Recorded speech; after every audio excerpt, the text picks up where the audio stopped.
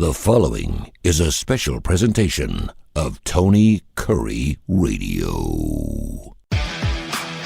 Along with Kip, Keefer, Tony Kurre, a couple of the K's here. It's the Keefer and Kurre show. We do a show every single week. We usually do it back-to-back after Need to Know. So I kind of hope you don't blow your wad on Need to Know, although I think you dropped more profanity in this Need to Know than I've ever heard from Kip Keefer. So I'm a little wound up about this government shutdown crap, and as I describe in that show, I've got a 4-leg trip coming up. That's 6 different airports. God. Who are you guys? I'm better not make me miss any of the events that I've got planned. This is a very important week. Who is traveling with you? Someone's going to be with you, obviously, but who's traveling with you? Part of it, but not all of it. Okay. All right. I'm going to Shreveport with my assistant, but then I'm going from Shreveport to Houston by myself. Houston to Indianapolis by myself, and Indianapolis to Las Vegas by myself. So I will be praying that, just get there early, man. That's all I can tell you. Yeah. Well, there was an interesting story I heard on MRN this morning, not the Motor Racing Network, PRN, sorry, public radio. And they sent this guy out to like 20 airports around the country over the last 3 weeks to find out what his average weight was. And his average weight was like 32 minutes. He's like, I don't know what the big deal is. Now, if you're talking about, LaGuardia, you're talking about O'Hare, you're talking about Hartsfield, you're talking about Atlanta, you're talking about those airports are outrageous. But you come through Birmingham, you don't have to get here 3 hours early. The TSA is not bad. It's not the big deal. So, and hopefully that'll be your case. Hopefully will work out that way because, I don't think I'm going to get a big delay in Shreveport on the crop duster I'm getting on there. Houston, Indiana, Houston International is a little George Bush Airport, a little bit of a concern. But hopefully it'll go smoothly. But the point is, they're dragging regular Americans into this, and it's just a little piss and match between these people that want to control everything and these other. And I say and Need to Know, Tony, this is not about one side of the aisle or the other, because I think if the Republicans had a spine and showed some leadership, they could solve all this. But they're so worried about tradition and civility. Yeah. I mean, hell with that. This is a war. This is a mud fight now. This isn't something you go with your brandy snifter and your cigar in the back room and work out. This is a tussle in the mud. And these other people that are supposedly for the American citizens, not for illegals, they have to roll up their sleeves and get down in the dirt, because that's where the fight is here. Well, and again, we had an interesting email question on a business show that I'm doing on 101.1 The Truth. When in the world are we going to first change the law that government workers continually get paid? Because they shouldn't have to go. And we're giving them one of the most important jobs in the world, and that is to keep us safe in the skies. We already know that our skies are too full, and a third of the people aren't showing up to work. I'm not saying I'd show up to work. I mean, if you're not going to pay me for a month and a half, I mean, they tried to pull that crap in radio about right after 2008. They asked us if we'd work a month for free, and I'm like, are you serious? The entire radio industry, I was like, no. I mean, you get better salespeople. I don't know what to tell you. People were still buying advertising, because I knew that if we broached that subject, it was going to happen again. It was going to happen after 9/11. It was going to happen. So I was like, no. I said, we all ended up taking a 10% pay cut, which we never saw back again. But we did it for the love of the game, and the love of the actual the art itself. Well, but I was like, no, we're not doing it. But on top of that, put these senators, these House representatives, and put them in the boat where they don't get paid. If the government shut down, then you don't get paid. Sorry, you don't get paid. You're not working. You're not doing anything. If you're not working, if the government shuts down, then they shut your ass down. You don't go to the front of the line. Damn straight. You have to stand in line with the rest of us. That's right. You don't have your private planes, and so boy, you'd see that shit clear up real quick. Like by this afternoon. I'm getting Tony Kurre fired up now. No, there's no doubt. All right, I'm going to get you. Americans need to be fired up. Why are we so complacent, Tony, and just put up with this crap? I wish we could elect. There's 535 congressmen and senators. I wish we could just throw them. If I was president, I'd say, you know what? Your guys' time is up. We need 535 new people up here. You know what? They couldn't do a worse job than what they're doing right now. It's absolutely disgusting, and how stupid are we as Americans? We keep sending back the same people. I know. Well, it's not our guy. I know. Our guy's great. It's the other 534 that suck. Yeah. Your guy sucks too because he's going along with it. Yeah, one of the reasons this country is still running as well as it is because of the local leadership we have in the towns from coast to coast. There are and that's how it was conceived. There are great mayors, there are great governors, there are great people that that are still doing a fantastic job for their small little jurisdictions, their rural areas, the suburban areas, maybe their bigger areas. But from a local standpoint, there are a lot of people that are still running the ship right, and they're doing it under budget. They've got no potholes, and it's all good. All right, so I had to get into this because this date, March 23rd, 2026, is very special in history in rock and roll.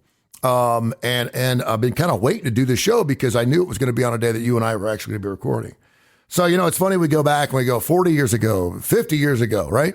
On this date, 70 years ago, the first rock and roll album charted number 1 on the Billboard Hot 100. For the first time, a rock and roll album charted number 1 on the Billboard Hot 100. 1956, and it stayed there for 10 weeks. Can you name that first rock and roll artist and the album? 1956. I should be able to. I'm absolutely appalled that I don't have it on the top of my head, but and I'm sure I'm going to have to stand up and kick myself when you tell me because this should be obvious. Yes, it should be. What is it? 1956. Gosh, that was right before the Elvis evolution. I'll give you Elvis. It was Elvis. Okay, well, I'm glad to hear that because I was trying to get my time frame right. That's just shortly before I made my debut, so there you go. I wasn't really following. Thank goodness you and I weren't around for that 70 years ago today. Elvis Presley. Wow. It was his first time. He had 12 cuts on his record, which was unheard of. It had Blue Suede Shoes on it, Heartbreak Hotel. And it charted number 1. On his first album, I did not realize that. Yeah, well, he had some things out before, but that was the first one. Yeah, he had a lot of gospel music, right? Yep, he had that as well. It was also the first rock and roll album ever to sell 1 million copies. How about that? Which I did not realize. That's a little piece of trivia there for you. The first rock and roll album ever to sell 1 million copies. It was self-titled Elvis Presley. But also on this date in 1958, 2 years later, on this date, he reported to the first. He reported to the Memphis Draft Board on this date, 1958, for his 2-year stint in the Army, which I thought was super. And that just made us love him even more, right? I mean, he was sent to Germany. He was, and then in 1977, Elvis Presley on this date. In 1977, played the first of 49 U.S. dates. He was playing at the University of Arizona State, Tempe, and it would be the first concert of his last U.S. tour before, of course, he died. And that was back in 1977. So a lot of stuff going on with Elvis Presley on this day, which I still like to remember. I can remember they used to have these, you could buy these records on TV. Remember those records on TV? Oh, yeah, K-Tel. K-Tel, but there was also Bobby Vinton. There was the pan flute. And I remember seeing Elvis Presley, his greatest hits. I can still see it was Blue and Yellow. I bought that album. And for you people out there that think about Amazon stuff, it took 6 to 8 weeks for you to get your album. Do you remember that? When you ordered something, it was 6 to 8 weeks. 6 to 8 weeks. This is in the 80s now. Now it's like 6 to 8 minutes. 6 to 8 minutes, yeah. 6 to 8 weeks. So you would order something, and it was like, I don't know, like $29 or whatever, and you'd forget and you forget about it. You know, and then 6 to 8 weeks, then all of a sudden, it comes on July 4th. That's insane. I mean, 6 to 8 weeks. So I still have that Elvis Presley record, and I'm so glad. How about that? Yeah, I'm so glad I held on to that. Is that worth something? It's worth just a little bit. I wish I hadn't played the hell out of it, but it was Elvis Presley's great. Thing. Yeah. All this, and that's something people need to know because I people ask that question all the time. If you got something really vintage, really old, but it's got to be in pristine shape to really command top price. I've got a friend who's got the most amazing baseball card collection you've ever seen, Tony. It's got to be worth close to $1 million, and he gets his cards graded and certified, and he doesn't want a card that's, even if it's a Willie Mays rookie card, if it's all in shambles or some moron had it on his bike spokes. Oh man, yeah. Yeah, and now we're talking like Wayne Gretzky rookie cards are worth $1 million. It's like, what? No, I mean, that's it's not that old, but all that stuff's got to be in pristine shape to command the big dollars. You're right. On this date, 1972, again, all this stuff on March 23rd, just a remarkable day in rock and roll history. Wow. The concert for Bangladesh. I remember that. And by the way, of course, that was raising money for the people of Bangladesh. That concert raised $243,418.51, and that was, of course, with George Harrison, Eric Clapton, and many others. Do you remember that? The concert, $243,000 is all it raised. Yeah, but that was 1972. Yeah, I know. Back then that was a lot, but now it's like, that's Taylor Swift's opening sale passes that in the first 5 minutes. So think about, because I remember an album I got, the concert for Campuchia, was it?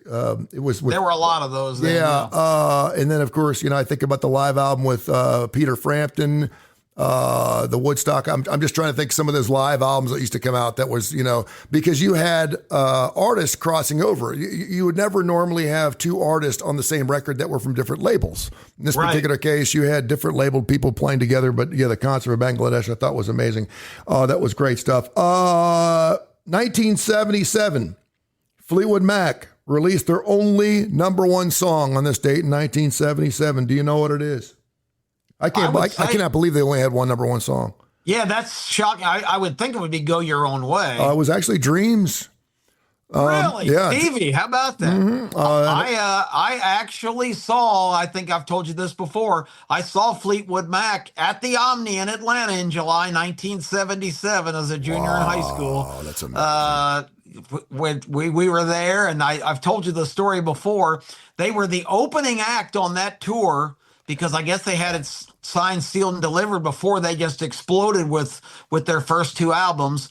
But they were the opening act for the Eagles on the Omni in July of 1977, and that's just to think back and know that I was at that show. And what was that? What was that ticket price? What was that ticket price? Well, I don't know because we never had tickets to anything. We went down to the Omni and hung around and go, who's got extras? We hustled and hustled. And we did a show on that last week, by the way, about our favorite people. That would be scalpers on street corners. Yeah. But anyway, the long and short of that story was, and I think I've told it on the air before, it's in my book too, which is on sale on Amazon.com. What's it called again? What does George Clooney have that I ain't got?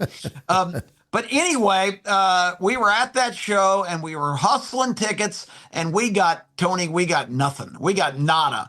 And the show started like, late. It was like an afternoon. It was like July 4th weekend or something. It was really weird. Fleetwood Mac was coming out at like 3:00, and I don't remember why, but it was right in the middle of the daytime.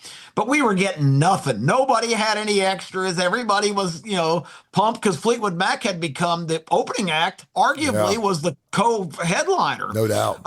At the time they booked that tour, it probably wasn't that way. But anyway, we had pretty much given up, but we knew the Omni property so well that we knew how to get down you go down all these steps in this underground area. A lot of Atlanta's still underground. They have the famous underground nightclub district, but we could go around. We knew how to access the back of the building, and had gotten into some shows by knocking at the door and convincing security guards just to let us in. But that day, we're standing there, and all of a sudden, and we're just about to leave, a big limousine comes pulling in right in front of us. They open the door. This is 1977. As soon as they open the door, the weed smoke was so overwhelming it almost knocked us on our backsides. And these guys in suits come stumbling out who don't look like they should be wearing suits. And one guy kind of looks at us and he's kind of wobbling. He's going, hey, you guys want some passes to the show? And we said, what? And he goes, yeah, I got some extra passes here if you want them. And he gives us these lanyards, Tony, with like stage access. That's awesome. We're just three goofball 16-year-olds hanging around in the back parking lot. It was the greatest heavenly gift. So amazing. here we are standing right at the side of the stage where the performers are coming on and off. And I know I've told you this story. At one point, Stevie was not involved in one part of the song. It was like the musical, whatever you guys call how where they play it out. She's already done her part, so she was going off for just a second and was walking right by us. She had the flowing, black outfit and the top hat on that she used to feature, and she kind of went to like do something with her hair was in her eyes, and she bumped her hat off. And it was starting to fall to the ground, and I was standing right there, and I tried to catch it, but she snatched it before it landed. And we had just a second where she looked up, and we had this solid eye contact for a second. She gave me this little sheepish grin, like "oops," Nice. and I that mental connection. I've always joked since then. I said we made a pact that in that one instant with the eye contact that she wanted me to hang around after the show. Everything else had already gone well. I thought she was gonna take me away, but here, Tony, unfortunately, 1977. That's almost 60 years. 59 years later, I'm still waiting, or whatever. 49. I don't know how to. But I mean, how many times have you been to a concert and you swear up and down and for sake of the story, it's true, where you've actually made eye contact with someone on stage? I've been close enough several times. I've certainly met enough people. It's a rare occurrence for me. I mean, we always got into shows, but we never had that kind of access before. Yeah. I felt like the guys, remember in Wayne's World where they go into Alex Cooper, they got their thing. Is this cool? Yeah, come on in. He goes, and then they fall to their knees and, we're not worthy. We're not worthy.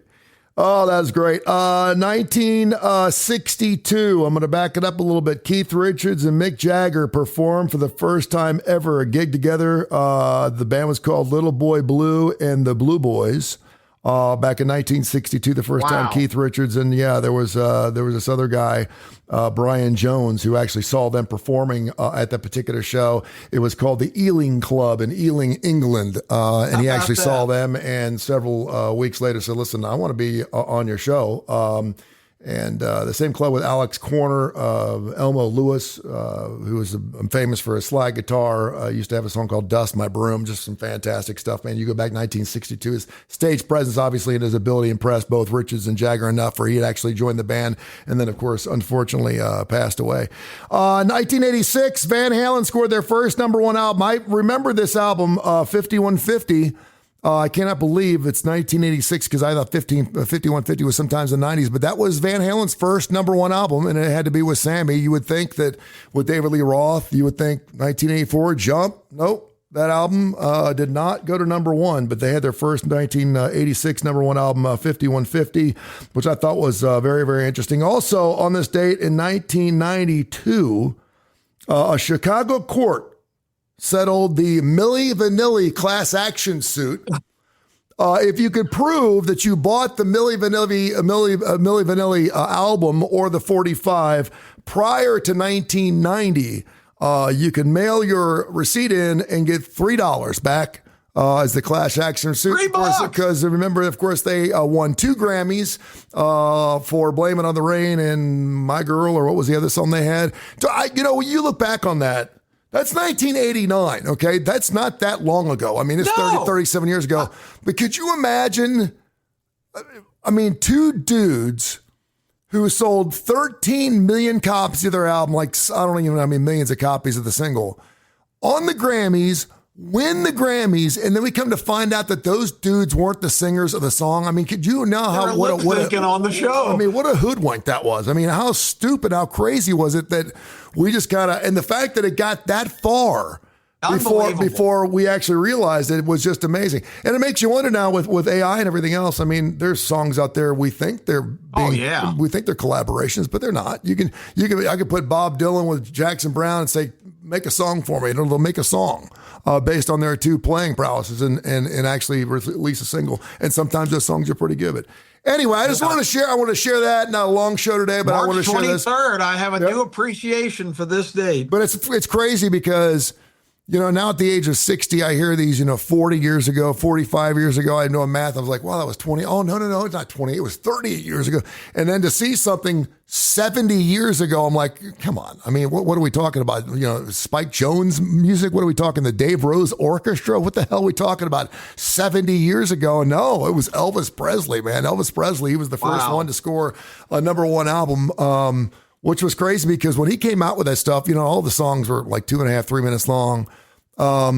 So, we used to always get the Memorex tapes, and the tapes came in 45 minutes. And the reason they came in 45 minutes was most albums were in that 40 to 45 minute frame. And I remember that 12 cut album for Elvis Presley was like 36 minutes. It was short because Heartbreak Hotel was 2 minutes and 43 seconds. Blue State Shrews was 2 minutes and 13 seconds. All the Beatles stuff was really short. And I can remember like the first time I got like Abacab from Genesis. And Abacab was a great song, but they did this shit at the end of it that went on for like don't. And it went on for like 3.5 minutes. And you're like, why did they do that? So that when they came out with a single, it was only 3.5 minutes long, but the actual Abacab song was like 7. But that song put it over 45 minutes. So I could not get Abacab, the entire album, on one 45-minute cassette tape.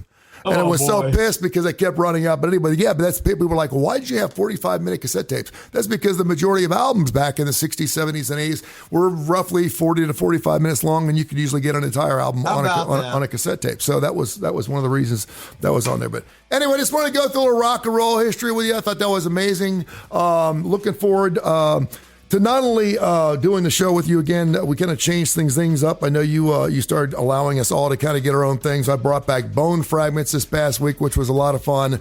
And of course, you're going to have your Kip Perspective and the Legends Got His Cave. And in case we be back live from the desert, we're going to be having a good time this Saturday morning from 10:30, 11 o'clock. And don't miss it. I am going to be issuing.